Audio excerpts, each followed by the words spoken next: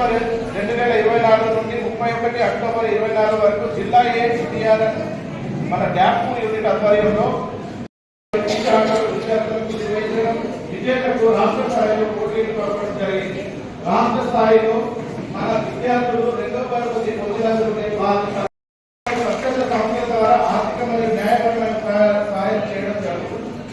HIV సోకిన వారిని బాహ్యంగా గుర్తించలేదు, కేవలం రక్త పరీక్ష ద్వారా మాత్రమే చేయించుకోవాలి.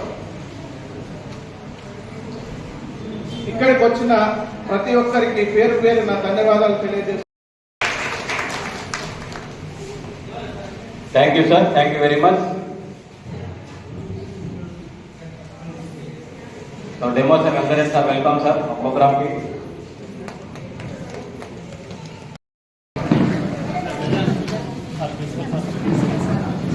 B Akhila 10th class first prize in drawing low.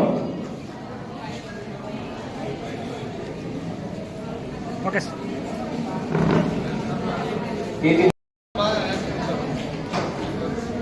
Varun S Varun drawing लो 10th क्लास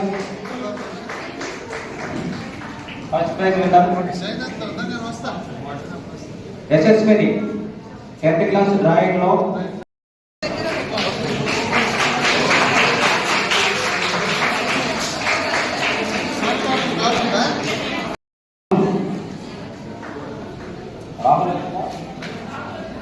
రాహుల్ తర్వాత కార్యక్రమానికి స్టార్ట్ చేద్దాం.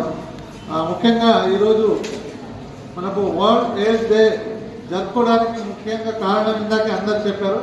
ఏంటంటే ప్రజల్లో విస్తృతమైన అవగాహన కల్పించడం ఒకటి, తర్వాత ఎయిడ్స్కి కారణమైన హెచ్ఐవికి అగ్నెస్ట్గా పోరాట చేయడం, ఎవరైతే ఎయిడ్స్ బాధితులు ఉన్నారో వాళ్ళకి మనం సానుభూతి తెలుపుతూ, అలాగే ఎవరైతే ఎయిడ్స్తో బాధపడినారో చనిపోయిన వాళ్ళకి నివాళులు అర్పించడం కోసం మనం ముఖ్యంగా ఈరోజు ప్రపంచం మొత్తము మనం ఎయిడ్స్ డే జరుపుకుంటున్నాం.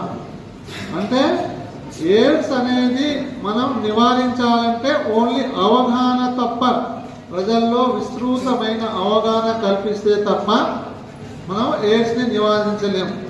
సో అవగాహన చాలా చాలా ఇంపార్టెంట్. అందుకే ప్రపంచం మొత్తంతో పాటు మన జిల్లా మొత్తం ఎక్కడైతే పిఎస్సీస్ ఉన్నాయో, సబ్ సెంటర్స్, తర్వాత పల్లె దవాఖాన అన్నింటికీ ఈరోజు అవగాహన కార్యక్రమం పెట్టుకున్నాం. మరి అవగాహన కార్యక్రమం అంటే మనం వాళ్ళకి ఏం అవగాహన కల్పించాలా, ఎలాంటి అవగాహన కల్పించాలి అనేది కూడా మీ అందరికీ ఇక్కడ మనం సమావేశం చర్చించుకోవడానికి మీరు ఇక్కడ విని మీరు మీ ఫ్రెండ్స్ కానీ ఎయిడ్స్ అంటే ఏది, ఇదంతా భయంకరమైన వ్యాధి కాదు, ప్రాణాంతకమైన వ్యాధి కాదు. చాలా కాలం ముందు, ఇంతకుముందు ఎప్పుడైతే ఏఆర్టీ డ్రగ్ థెరపీ రాలేదో అప్పుడు ప్రాణాంతక, కానీ ఈ రోజుల్లో ఈ వ్యాధి చాలా దీర్ఘకాలిక వ్యాధి. ఎట్లయితే షుగర్ ఉందో, హైపర్ టెన్షన్ ఉందో అలాగే ముఖ్యంగా ఇది HIV human immuno deficiency virus వల్ల ఈ వ్యాధి వస్తుంది అనేది తెలవాలి. సరే, ఇది ఎలా వస్తుంది? ఇందాక చాలామంది మన సరిత గారు వీళ్ళు చాలా చెప్పారు మార్గాలు. అనైతిక లైంగిక సంబంధాల వల్ల ముఖ్యంగా ఇది చాలా ఎక్కువ వచ్చేది.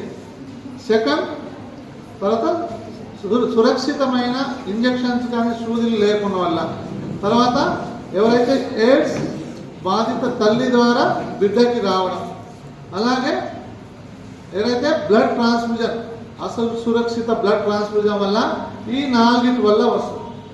సో ఇది ఒక్కొక్కసారి తెలిసి రావచ్చు, తెలియక రావచ్చు, పొరపాటున రావచ్చు, దానికి వాళ్ళు బాధ్యులు కాదు కదా. అందుకే ఈ సంవత్సరం ఇందాక చాలా బాగా చెప్పారు సరిత గారు, మన హక్కుల కోసం అనుసరించండి, హక్కుల మార్గాన్ని అనుసరించండి.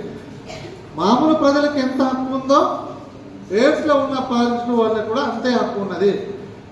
ఇదైతే మనం వాళ్ళకి వెలువరించడం కానీ వాళ్ళకి బహిష్కరించడం, సోషల్ స్టిగ్మా చేయడం అనేది చాలా తప్పు, చట్టరీత్యా నేరం కూడా.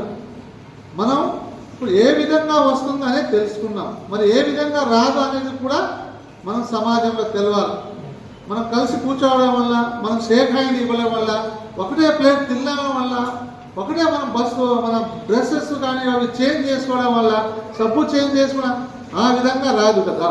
ఎప్పుడైతే మన కాంటెంట్ బ్లడ్ కాంటెంట్ కానీ సలేవా ఇంకో దానికి టచ్ అయితే తప్ప అదర్ ఏ మార్గంలో రాదు. కాబట్టి వీళ్ళకి ఎవరైతే బాధితులు ఉంటారో వాళ్ళు మనతో సమానమే, వాళ్ళకి మనకు బహిష్కరించడం కానీ వాళ్ళు మనతో పాటు అన్ని సాధించే హక్కు ఉంది. కాబట్టి వాళ్ళందరినీ కూడా మనం ప్రేమతో అనురాగంతో అలా చూడాలి.